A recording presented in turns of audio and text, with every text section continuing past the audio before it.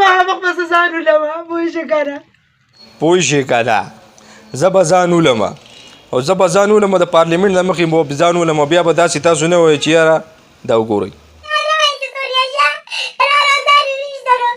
چپ که چپ که زه ته مه ژاړه مه ژاړه بې غیرته غونته کې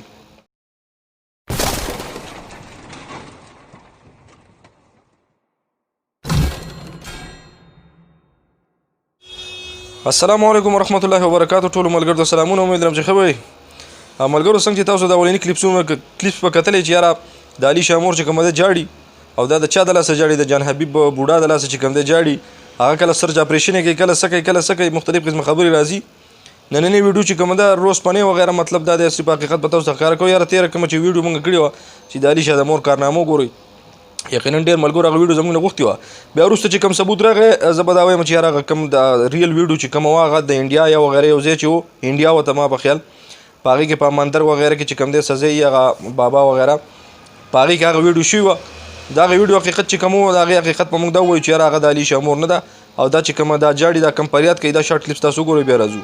په ما یو الزام لګولی دی چې سوریا شاه غلطه ده زه پسې چې غلطه یم دا زما ویډیو نه ده زه تاسو ته قسم قرآن تېروم چې تاسو د دې دغه کلیپس وکتو چې یاره دا لګیا ده دا غریبه لګیا وایي چې یاره دا زه نه یم او په قرآن پاک یا په سورت یاسین چې کوم دی د قرآن پاک زړه دی نو چې په دې باندې یو انسان یا یو انسانه وغیره لاس کیدي نو په کار بیا موږ تاسو له دا ده چې یاره خپلې هغه ویډیوګانې که څوک ډیلیټ کوي نه خو چې نوې ویډیوګانې کومې دي هغه پسې څوک نه کوي ځکه چې دا بار دا وایي چې یاره بالکل زه به هم دا وایم چې یاره جان حبیب چې کوم دی ډېره غټه غلطي کړې ده هغه ویډیو د انډیا وه او ما چې کومو ملګرو ته سینډ کړې وه صرف په دغه نیت مې سینډ کړې وه چې یاره دا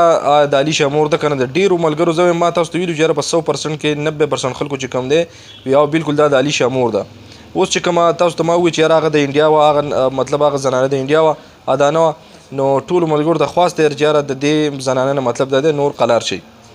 ځکه چې هو البته د دې علي شامور ته م وایم که زما دا ویډیو ته وررسي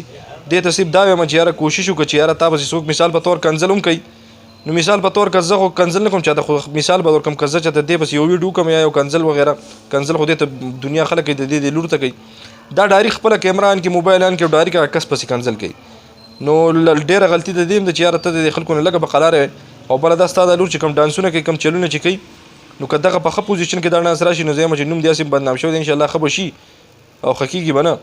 خو که چې د ستا د لور د پوزیشن ښه شو یا ستاسو د انداز یا تا د خلکو د کنځلو نه قرار شوي نو ستا نه به جان حبیب په خپله باندې قرار شي